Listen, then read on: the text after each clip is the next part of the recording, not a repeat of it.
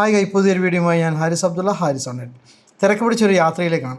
2 തവണ നമ്മുടെ ഇന്ത്യൻ എയർലൈൻസുകൾ നമ്മുടെ ടിക്കറ്റ് ക്യാൻസൽ ചെയ്ത് ഫ്ലൈറ്റ് യാത്ര മുടങ്ങി. അതുകൊണ്ട് തന്നെ പുതിയൊരു ടിക്കറ്റുമായിട്ട് ഇന്ന് യാത്രക്കുള്ള ഒരുക്കങ്ങളാണ്. അതിൻ്റെ ഒരു ധൃതിയിലാണ് ഞാനുള്ളത്. എവിടത്തേക്കാണെന്നല്ലേ, ഞാൻ നാട്ടിലേക്കുള്ളൊരു യാത്രയാണ്. ഇത് കണ്ടല്ലേ, നമ്മൾ നാട്ടിൽ പോകുമ്പോൾ ഉള്ള സ്പെഷ്യൽ ഫുഡൊക്കെ ഇങ്ങനെ പൊങ്ങൾ ഉണ്ടാക്കി റെഡിയാക്കി വെച്ചിരിക്കുകയാണ്. ദോശ ഒരു ഭാഗത്ത് നല്ല ആവി പറക്കുന്നൊരു ദോശയും ആവി പറക്കുന്ന എന്ത് കറിയാണ്? ചിക്കൻ കറി. ഓഹ് മാഷാല്ലാ. അടുത്തത് നല്ല ചായ. ഇതാ ഇത് നമ്മളെ മുത്താണ്, മുത്തുമണി നമ്മളെ കൊണ്ടുവിടാൻ വേണ്ടിയിട്ട്.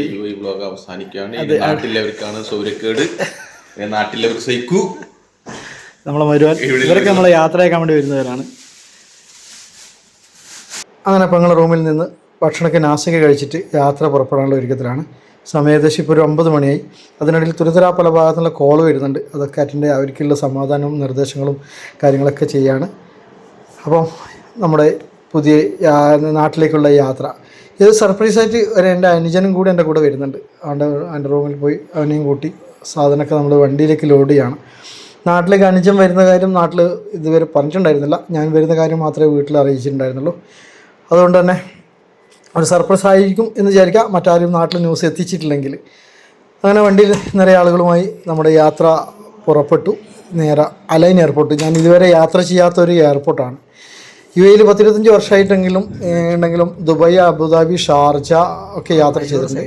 അത് അലൈൻ ഞാൻ ഫസ്റ്റ് യാത്രയാണ്. പറഞ്ഞുകൊണ്ടിരിക്കുമ്പോൾ നമ്മൾ എന്തെങ്കിലും കഴിക്കണം. ചില്ലറ വിശപ്പ് നടക്കുന്നത്, അതല്ല ഫ്ലൈറ്റിൽ നിന്നൊന്നും കിട്ടില്ല, അതിന് ഉറപ്പാണല്ലോ. അതുകൊണ്ട് തന്നെ എന്തെങ്കിലും കഴിക്കാൻ ഉദ്ദേശത്തോടു കൂടി അതിനടുത്തുള്ള സലാമത്ത് എന്ന് പറഞ്ഞ സ്ഥലത്ത് നിങ്ങൾ നിർത്തി ഉപ്പാക്കുള്ള കുറച്ച് കുബൂസും കാര്യങ്ങളൊക്കെ കുബൂസ് തരികയാണ്. ഏറ്റവും പുതിയ കുബൂസ്. അങ്ങനെ ഒരു ചെറിയൊരു അണ്ട സാൻഡ്വിച്ചും അതുപോലെ തന്നെ ജ്യൂസ്, ചായയൊക്കെ കുടിച്ച് നേരെ എയർപോർട്ടിനെ കുറിച്ച് വലിയൊരു ധാരണയൊന്നുമില്ല. മുമ്പ് ഒരാളെ കൊണ്ടുവിടാൻ ഞാൻ ഇവിടെ വന്നിട്ടുണ്ടായിരുന്നു. ഞാൻ യാത്ര ചെയ്തിട്ടില്ലെന്നേ ഉള്ളൂ. 1994 മാർച്ച് 31 ഈ എയർപോർട്ട് ഓപ്പൺ ആയിട്ടുള്ളത്. ഇവിടെ നിന്നുള്ള വീഡിയോ അനുവദനീയമല്ല എന്നുള്ള നിർദ്ദേശത്തെ തുടർന്ന് മറ്റുള്ള വീഡിയോ കാര്യങ്ങളൊന്നും ഞങ്ങൾ എയർപോർട്ടിൽ നിന്ന് എടുത്തില്ല. ഫ്ലൈറ്റിൻ്റെ അകത്ത് വെച്ചിട്ടുള്ള ഈ വീഡിയോ മാത്രമാണ്. ഞങ്ങൾ 2 പേരും അടുത്തടുത്ത് സീറ്റിന് കിട്ടിയിട്ടുണ്ടായിരുന്നു. അപ്പോൾ ഇനി നാട്ടിലേക്കുള്ള ഒരു യാത്ര ഒരു 3 മണിക്കൂർ ഇപ്പോൾ ഫ്ലൈറ്റിലിരിക്കുന്നത്. ഏറ്റവും ബോറടിക്കുന്ന ഒരു യാത്രയായിരുന്നു എനിക്ക് ഫ്ലൈറ്റ് യാത്ര. ഞാനാണെങ്കിൽ ഒന്നും ഒരു ചായക്ക് ചോദിച്ചു, മസാല ചോദിച്ചപ്പോൾ കിട്ടിയിട്ടുണ്ടായിരുന്നില്ല. ബാക്കിയുള്ള സാധനങ്ങളൊക്കെ പെയ്ഡ് വഴി നമുക്ക് കിട്ടുമെങ്കിലും എക്സ്പ്രസിൻ്റെ അവസ്ഥ അറിയാലോ. അപ്പം ഒരു നല്ലൊരു ജിഞ്ചർ ടീ കഴിച്ചു. മറ്റുള്ള മെനുവും കാര്യങ്ങളൊക്കെ ഉണ്ട്. പക്ഷേ റേറ്റൊക്കെ ഇത്തിരി കൂടുതലാണെങ്കിലും വായിക്ക് രുചിയായിട്ട് ക്വാണ്ടിറ്റിയും കുറവാണ്. ഓക്കെ, എങ്ങനെയെങ്കിലും ഒരു 2 മണിക്കൂർ സഹിച്ചിരിക്കുക, നമ്മുടെ നാടെത്തുക എന്നൊരു പ്രാർത്ഥനയിലാണുള്ളത്. അല്പം കുറച്ച് ഉറങ്ങി ഒരു അരമണിക്കൂറോളം കിടന്ന് കാണും. അപ്പോഴേക്കും ഏകദേശം നമ്മുടെ നാട്ടിൽ കാലിക്കറ്റ് എയർപോർട്ടിലേക്കാണ് ഈ യാത്ര. അലൈൻ ടു കാലിക്കറ്റ് എയർപോർട്ട്. ടിക്കറ്റ് നല്ല ഫെയർ ആയിട്ടുണ്ടായിരുന്നു കേട്ടോ. 1300-1400 ദിറംസായി. ഏകദേശം നാട്ടിലൊരു 36,000-37,000 ദിറംസ് ഒരു രൂപയുള്ളായി. എന്ത് ചെയ്യാം, യാത്ര ചെയ്തേ പറ്റൂ എന്നുള്ളൊരു ഇതിൽ അതെല്ലാം മറന്നു നമ്മൾ യാത്ര നടത്തുകയാണ്. ഫ്ലൈറ്റ് ഫുള്ളായിട്ട് ആൾക്കാരായിരുന്നു. ഒന്നും സീറ്റോ കാര്യമോ ഒന്നും ഉണ്ടായിരുന്നില്ല. പലപ്പോഴും ഈ മറ്റുള്ള ഈ വിഷയങ്ങൾ കാരണം യാത്ര മാറ്റിയവർ എല്ലാവരും ഒരുമിച്ച് പോവുകയാണ്. അപ്പം ഫ്ലൈറ്റ് ഫുള്ളായിട്ടുണ്ടായിരുന്നു. 6:35 ഇന്ത്യൻ ടൈം ലാൻഡിങ് പറഞ്ഞത്. എൻ്റെ UAE ടൈമാണുള്ളത്. ഏകദേശം 5 മണി കറക്റ്റായി. അപ്പോൾ ഫ്ലൈറ്റ് ഇപ്പോൾ ലാൻഡ് ചെയ്തുകൊണ്ടിരിക്കുകയാണ്. കറക്റ്റ് സമയത്ത് തന്നെ ലാൻഡിങ് ഉണ്ടായിരുന്നു കേട്ടോ.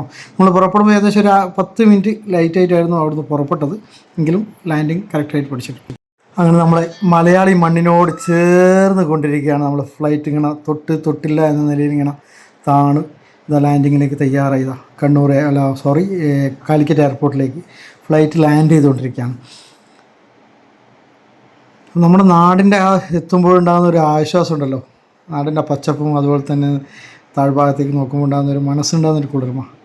ഓക്കെ, അതൊരു വല്ലാത്തൊരു പ്രവാസത്തിൽ കുറേ കാലം നിൽക്കുന്നവർ കൂടുതലായിരിക്കും. നമ്മൾ പിന്നെ 6 മാസമേ ആയിട്ടുള്ളൂ ഞാൻ നാട്ടിൽ നിന്ന് വന്നിട്ട്. വീണ്ടും ഒരു 6-7 മാസത്തിന് ശേഷം വീണ്ടും നാട്ടിലേക്ക് വരികയാണ്. ഒരുപാട് കാലത്തിന് ശേഷമാണ്, ഒരു വർഷങ്ങൾക്ക് ശേഷമാണെന്ന് പറയാം, പിന്നെ ഞാൻ കോഴിക്കോട് എയർപോർട്ടിൽ ഇറങ്ങുന്നത്. കണ്ണൂർ എയർപോർട്ട് വന്ന ശേഷം നിരന്തരം കണ്ണൂർ യാത്ര തന്നെയായിരുന്നു ഞാൻ തിരഞ്ഞെടുക്കാറുള്ളത്. അപ്പോൾ എൻ്റെ സാധനം ലഗേജ് റെഡിയായി വന്നു. ഞാനൊക്കെ ട്രോളിയിൽ കയറ്റി ലഗേജ് ഒക്കെ എടുത്ത് ഞങ്ങൾ വെളിയിലേക്ക് വന്നു കേട്ടോ. ഞങ്ങൾ ലാസ്റ്റ് ആയിരുന്നു ഇട്ടിരുന്നത്. അതുകൊണ്ട് തന്നെ നേരത്തെ നമുക്ക് പുറത്തേക്ക് ഇറങ്ങാൻ വേണ്ടി പറ്റില്ല. ലഗേജ് നേരത്തെ കിട്ടി നടത്തും.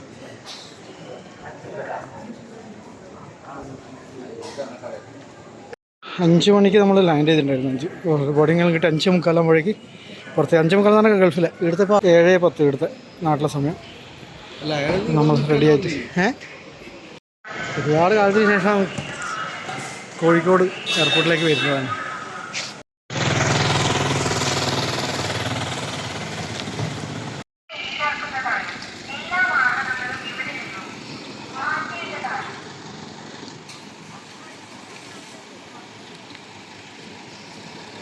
നമ്മൾ ഗൾഫിലുള്ള സമയത്ത് തന്നെ പൈസ എടുക്കാമെന്ന് പറഞ്ഞ ഒരാൾ നമ്പർ കിട്ടിയിട്ടുണ്ടായിരുന്നു. മൂപ്പറുമായി ബന്ധപ്പെട്ടിട്ട് ഞങ്ങൾ ലാൻഡ് ചെയ്യുന്ന ടൈമും കാര്യങ്ങളും പറഞ്ഞു കൊടുത്തു. സമയത്ത് തന്നെ മൂപ്പർ ഇവിടെ എത്തിയിട്ടുണ്ടായിരുന്നു. അദ്ദേഹത്തിൻ്റെ വണ്ടിയിൽ നമ്മൾ റെയിൽവേ സ്റ്റേഷനിലേക്ക് പോകാനുള്ള പരിപാടിയിലേക്കായിരുന്നു പ്ലാൻ ഉള്ളത്. പിന്നെ നമ്മൾ ഫസൽ ഖാൻ്റെ വണ്ടിയിലാണ് ഏട്ടാ എയർപോർട്ടിലേക്ക് മൂപ്പർ കൂട്ടാൻ വന്നു. ഫോണിലൂടെ ഒരു ബന്ധം മാത്രമായിരുന്നു. അപ്പോൾ ഇപ്പോൾ നമ്മളിവിടുന്ന് എടുത്ത് റെയിൽവേ സ്റ്റേഷനിലേക്ക് പോകാൻ വേണ്ടി നമ്മൾ ഫോണിലൂടെ സംസാരിച്ച രീതിയിൽ മൂപ്പർ സമയത്ത് ഫ്ലൈറ്റിനെ കറക്റ്റ് ടൈമിൽ നിന്ന് എത്തിയിട്ടുണ്ടായിരുന്നു. നമ്മൾ സാധനമൊക്കെ ബാക്കിൽ വെച്ചു.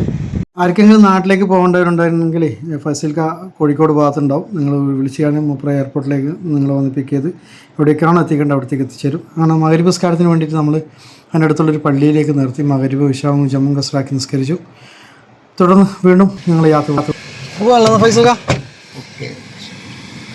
ഫൈസൽക്ക നാളെ ഇലക്ഷൻ്റെ റിസൾട്ട് അറിയുന്ന ദിവസം കൂടിയാണ്. ആ വിഷയവുമായി ബന്ധപ്പെട്ട് ഫൈസൽക്ക് ഒരുപാട് തോരാതെ നമ്മളോട് സംസാരിച്ചു. രാഷ്ട്രീയപരമായിട്ടുള്ള കാര്യങ്ങളും നാടിൻ്റെ പുരോഗതിയും നാടിൻ്റെ ബിസിനസ് പരമായ കാര്യങ്ങളും മൂപ്പർ ചെയ്തിരുന്ന കാര്യങ്ങളൊക്കെ കുറിച്ചൊക്കെ ഒരുപാട് കാര്യങ്ങൾ സംസാരിച്ചു. നല്ല വിശപ്പുണ്ടായതുകൊണ്ട് തന്നെ നേരെ മുമ്പിലുള്ള ഒരു ഹോട്ടലിൽ പോയി ഞാനും അനുജനും കൂടിയിട്ട് ഇത്തിരി ഒന്ന് വിശപ്പടക്കി. നമ്മൾ ഓൺലൈനിൽ തന്നെ വന്ദേ ഭാരതിൻ്റെ ടിക്കറ്റായിരുന്നു ബുക്ക് ചെയ്തിട്ടുണ്ടായിരുന്നത്. ആ ടിക്കറ്റൊക്കെ എടുത്തു. ഒരാൾക്ക് 800 സംതിങ് ആയിട്ടുണ്ടായിരുന്നു. 1 മണിക്കൂർ കൊണ്ട് നമുക്ക് കണ്ടുവരുത്താം. ഫോട്ടോ നമ്മുടെ സാധനം ഇവിടെ എത്തിച്ചു തന്നു. അപ്പോൾ ഇവിടെ ട്രെയിനിന് വേണ്ടി നമ്മൾ വെയിറ്റ് ചെയ്യണം. ഒരു 15 മിനിറ്റ് ട്രെയിൻ ലേറ്റ് ആണെന്നുള്ളൊരു അനൗൺസ്മെൻറ്റ് നടക്കുന്നുണ്ട്. അപ്പോൾ ഒരു 15 മിനിറ്റ് കൊണ്ട് വെയിറ്റ് ചെയ്തുകൊണ്ടിരിക്കുമ്പോഴേക്ക് ട്രെയിൻ നമ്മുടെ മുമ്പിലേക്ക് കടന്നു വന്നു. അപ്പോൾ വന്ദേ ഭാരതിലുള്ള ആദ്യ യാത്ര നല്ല അടിപൊളി ട്രെയിനാണ് കേട്ടോ.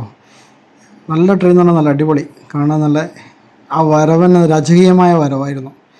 അപ്പം ഈ ട്രെയിനിലെ ഒരുപാട് വിശേഷങ്ങളുമായിട്ട് ഞാൻ മറ്റൊരു വീഡിയോയുമായിട്ട് വീണ്ടും വരാം. തൽക്കാലം ഈ വീഡിയോ ഇവിടെ വൈൻഡപ്പ് ചെയ്യാണ്. അപ്പം എല്ലാവരും വീഡിയോ കാണുക, ഇഷ്ടപ്പെട്ടാൽ കമൻറ്റ് ചെയ്യുക. അതുപോലെ തന്നെ ഈ വന്ദേ ഭാരതിലുള്ള ഈ യാത്രയുടെ വിശേഷങ്ങളുമായി ഞാൻ വീണ്ടും നിങ്ങളുടെ മുന്നിലെത്തുന്നുണ്ട്. ഞാൻ Haris Abdulla, Haris on net. Bye by.